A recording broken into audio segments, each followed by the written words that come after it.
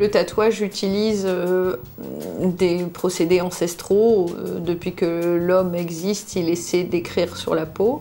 Alors que la dermopigmentation va être plutôt à visée réparatrice ou esthétique, mais touche en tout cas une action thérapeutique. La dermopigmentation, elle va se diviser plus ou moins en trois.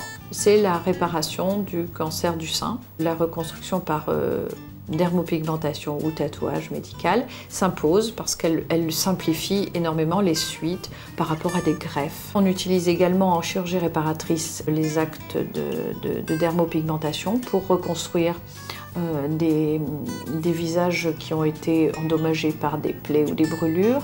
Je vais parler de la reconstruction des sourcils ou de la bouche, où la dermopigmentation intervient également. Et nous avons fait une extension sur l'esthétique pure avec tout ce qui concerne les maquillages permanents, le maquillage des sourcils, l'eyeliner, la bouche, qui sont réalisés sous anesthésie locale. Ensuite, effectivement, le troisième volet de la dermopigmentation a été celui de la dermopigmentation capillaire.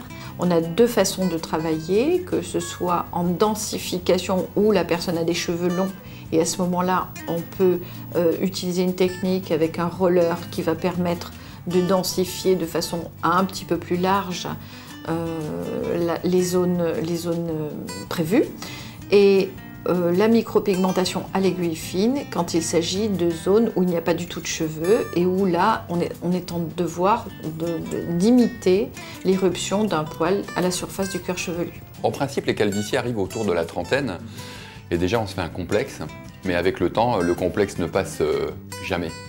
Donc à un moment donné, il faut faire un choix, soit on se fait des implants, soit on porte un complément, ou soit il faut trouver une solution. Et la solution, c'était justement celle que j'ai aujourd'hui.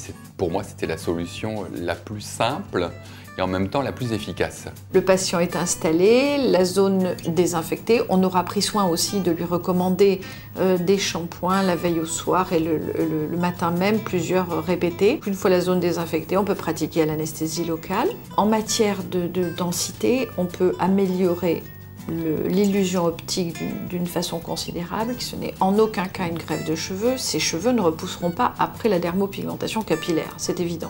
J'ai un métier où je vois les résultats des implants. Effectivement, il y a de très beaux résultats. Moi, j'avais vraiment une trop grosse partie à recouvrir. On m'a présenté le docteur Casadio qui avait vraiment la solution pour cela.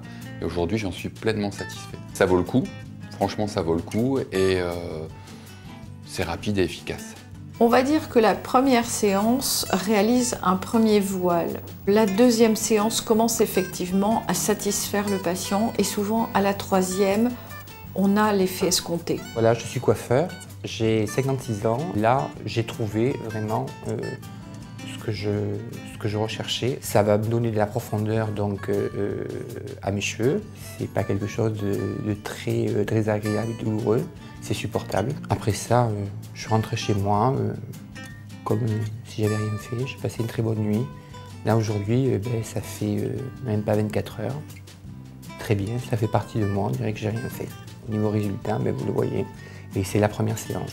Il me reste encore 2 autres séances, espacées de 15 jours. Les résultats d'une micropigmentation capillaire durent entre 2 et 4 ans.